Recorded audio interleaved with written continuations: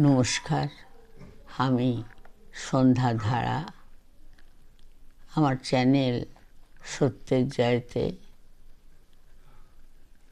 আপনাদের সকলের, সুধীজনের, সাহিত্য সাথীগণের সবাইকে স্বাগত জানিয়ে আমার নিবেদনে স্বরচিত কবিতা অতি আশ্চর্য। ওরা কেউ কেউ বলে, অভদ্র অসভ্য যত দরিদ্রের দল মরছে চিৎকার করে জঠর জ্বালায়। এরা শুধু লোল জিহ্বা কুকুরের মতো এক পাশে পড়ে থাকে আশা ছলনাতে। পায় ভাগ্যক্রমে লাঠি, কখনো উচ্ছিষ্ট।